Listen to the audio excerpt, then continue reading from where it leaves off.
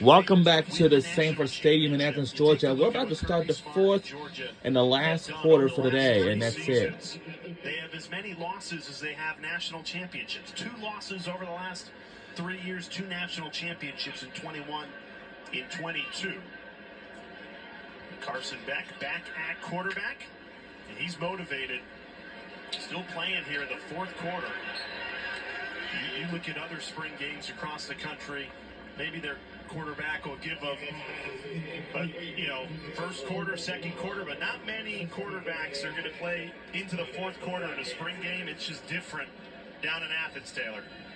Jay, I loved our conversation with Carson Beck yesterday. He was very transparent and very honest with us about his decision to come back. He said, I've been a part of national championship winning teams, but I wasn't playing, and I feel like there's more business for me to do this year. He said this preseason, he's also handled it completely differently, even down to his lifestyle. He said, I don't want to be someone who's rattled in pressure. If this team wins, I'm going to have a part of it, and if this team loses, it's going to be because of me.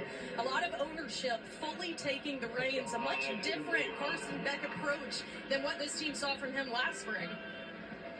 Yeah, it was a year ago that there were a ton of question marks around the quarterback position. Kirby Smart said it was really the spring game that he took the reins of this team and carried it through the fall, had a terrific season, Manning Award finalist, 13-1.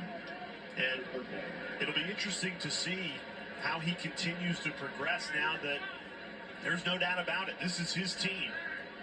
And the first real pressure situation that Coach Smart alluded to was that Auburn game. He said in spring is when he started showing his moxie, his pocket presence, that he could be the guy. But that Auburn game was his first really tough environment where his back was against the wall. He said after that is really when he took off, and he hasn't looked back since. And you mentioned it. He was on the roster for those 2 national championships.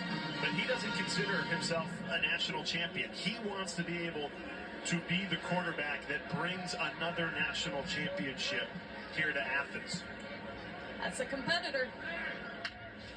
Aaron Murray has rejoined us in the booth after getting down on the field up close. What did you notice down there that maybe we're not seeing up here? Well, like I said about Michael, they're just massive. I mean, they are.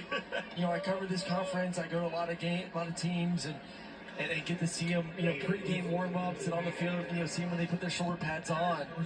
And that's the one thing that Kirby is really focused on is just recruiting really big people and then turning them into even better athletes when they get here through the strength program, to the way they train and practice. I mean, they're the team that walks off the bus and you turn your head like, oh my goodness, this looks like an NFL team.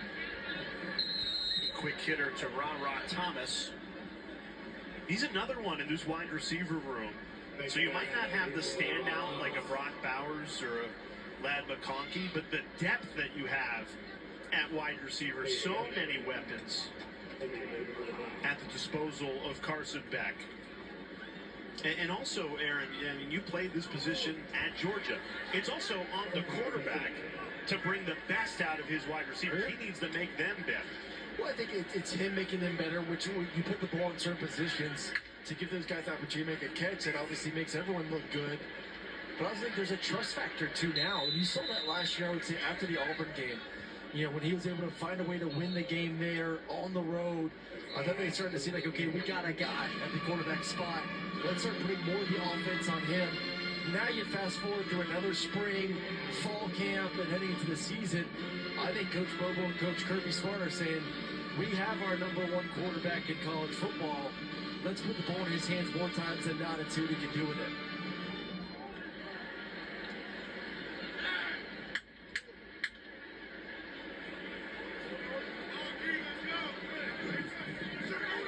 Carson making an audible at the line of scrimmage ahead of this 3rd and 3. ETN couldn't quite turn that corner.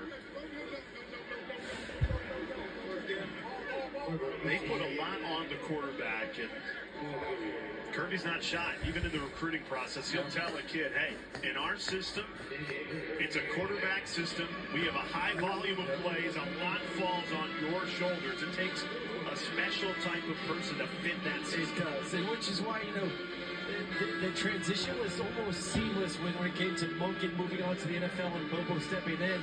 Bobo came in as an analyst. This is Kirby just always one step ahead.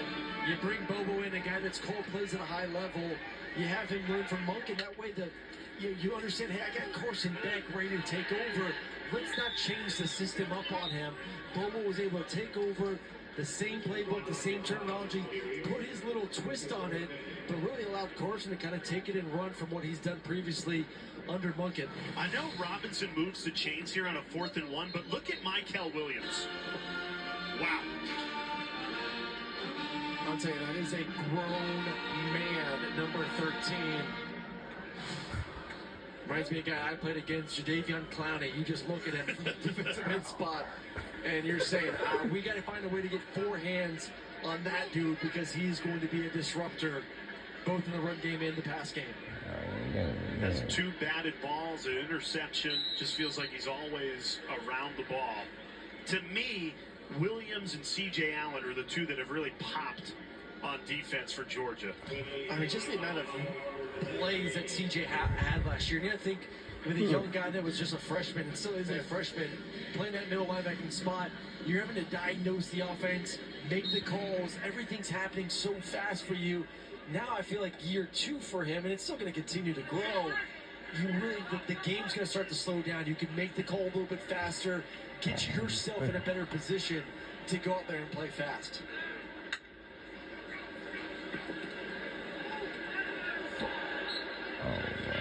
And another deflected ball. Jalen Walker, who Kirby told you they didn't even want to play today. They said, you know what? You've been dealing with an ankle injury this spring. Why don't we sit you out, don't force it, get ready for the fall? He's like, no, I want to play. Yeah, I want to get me in there. Go. I think all these defensive guys in the front 7 understand there's a lot of depth and a lot of stars everywhere. So if I don't go out there and perform in practice and G-Day, I may start working my way down because there's a 5-star guy, a young pup, that's ready to take my spot. Lawson Lucky shoved out of bounds. C.J. Allen again on the stop. I mean, you look at the offenses. I know we went through their schedule not long ago. You did. But you look at some of the offenses they're going to face this year. Texas, Steve Sarkisian, Quinn Ewers. You know, they did a good job getting some receivers this offseason. Ole Miss with Lane Kiffin and Jackson Dart and the receivers they have. Alabama and their new identity on offense from Kalen DeBoer, what he did at Washington. There are going to be some explosive offenses that they'll face. And, man, got to give you confidence that that front 7 can hold up and dominate and let you play a little bit more too high. Beck taking a shot to the end zone. Couldn't quite connect with Colby Young.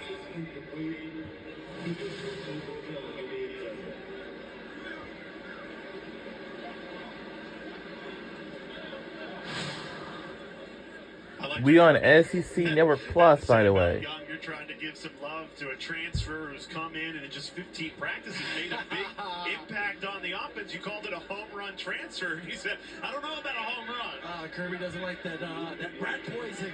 Don't you be saying that. I don't need these kids get a big head out here, but he has had a very impressive spring from all accounts, and obviously made some big time catches today where it looks like this kid is going to be able to come in there and play really well, especially in situations. It looks like the red team has just stuck in the lead by 3.